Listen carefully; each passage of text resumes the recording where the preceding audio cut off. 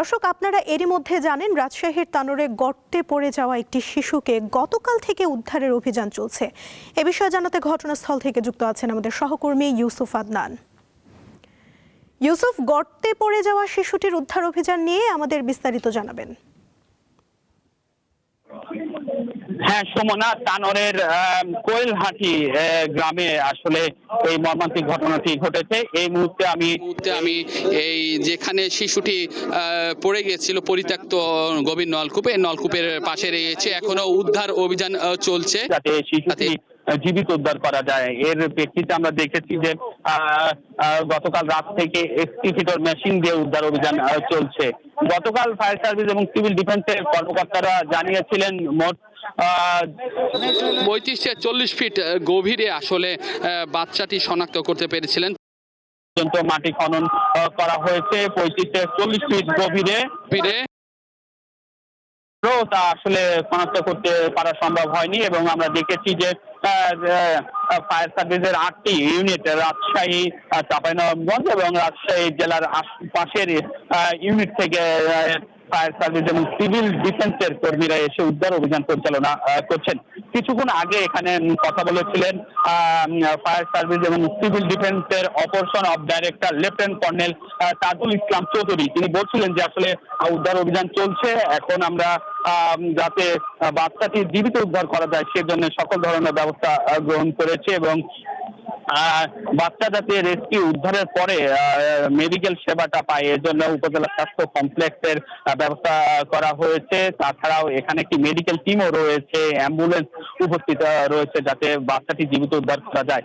তিনি বলছিলেন যে এখন পর্যন্ত যদি না পাওয়া যায় তবে পাইপের নিচ পর্যন্ত তারা আসলে মাটি খনন করবেন, খনন করে উদ্ধার অভিযান চালাবেন। তারপরে যদি বাচ্চাটি যদি উদ্ধারে শনাক্ত করতে না পারেন তবে স্থানীয় প্রশাসন এবং পরিবারের সিদ্ধান্ত মতে অন্য কোনো উপায়ে তা আসলে উদ্ধার অভিযান চালাবেন। আমরা এখানে দেখেছি যে স্থানীয় যে জনতা রয়েছে তারা, দর্শকরা খুব ভিড় করছেন এবং পাশাপাশি ফায়ার সার্ভিস, পুলিশ প্রশাসন এবং স্থানীয় ও উপজেলা নির্বাহী অফিসার গতকাল রাত থেকে এখানে রয়েছেন এবং এখানকার ইউনিয়ন পরিষদের চেয়ারম্যান মেম্বার তারাও আসলে দায়িত্ব পালন করছে। তবে উদ্ধারে ব্যর্থ হয়ে গতকাল বিকাল 4টার দিকেই ফায়ার সার্ভিস এবং সিভিল ডিফেন্সের সদস্যদের খবর দেয় স্থানীয় এলাকাবাসী। তারপরে ফায়ার সার্ভিস, সিভিল ডিফেন্সের মোট 3টি ইউনিট আসলে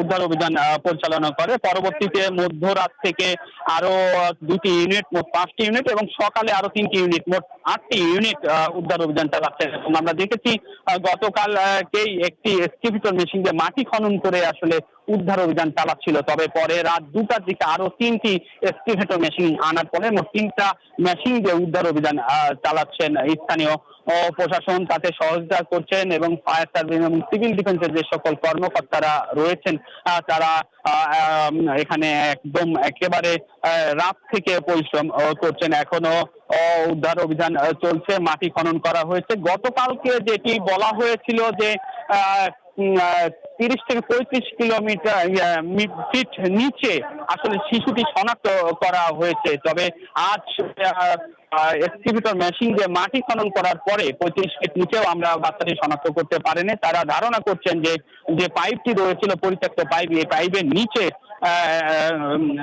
শিশুটি পড়ে গেছে। তবে এই বিষয়টা যদি আরেকটু জানাই যে এই পাইপটি পরিত্যক্ত ছিল এই একই কোয়েলহাট গ্রামের কফির উদ্দিন নামের এক ব্যক্তি। এখানে ফসলে পানি সেচের জন্য একটি গভীর নলকূপ খনন করেন। তিনি 30 থেকে 40 ফিট খনন করে পানি লেয়ার না পাওয়ার কারণে তিনি এখান থেকে একটু ভরাট করে দিয়ে চলে যান। তবে এবারের বর্ষাতে এই পানির ফলে মুখটি আবার খুলে যায় এবং গভীরতা আবার সৃষ্টি হয়। এই গভীরতায় গতকালকে জিহাদ নামের যে 2 বছর শিশু রয়েছে তিনি আসলে পড়ে যান।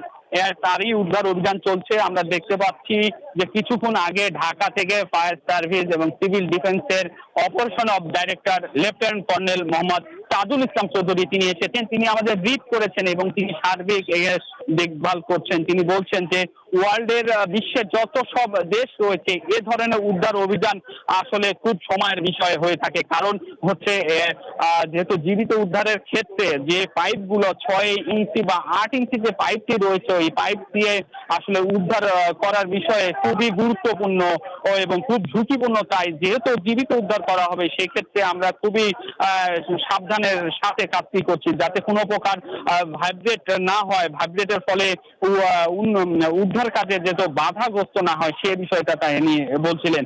এবং তিনি বলছেন যে এই সকল পাইপ দিয়ে গভীর নলকূপে নামার বিষয়ে ওয়ার্ল্ডের বিশ্বের যে সকল দেশে উদ্ধার অভিযান পরিচালনা হয়েছে সেগুলো ক্ষেত্রে 52 ঘন্টা, 48 ঘন্টা, 42 ঘন্টা পর্যন্ত অতিবাহিত হয়েছে। তবে আমাদের তিনি জানিয়েছেন 23 ঘন্টা অতিক্রম হয়েছে, তবে উদ্ধারের যে বাচ্চাটি শনাক্ত করতে এখনো ফায়ার সার্ভিস সিভিল ডিফেন্সের কর্মকর্তারা জানাতে পারেন নাই। তবে উদ্ধার অভিযান চলছে। সুমনা, আসলে এই ছিল আমার কাছে রাজশাহী তানোরের কোয়েলহাট শিশু জিহাদের উদ্ধারের বিষয়ের সর্বশেষ খবর। সুমনা। আদনান, ধন্যবাদ আপনাকে।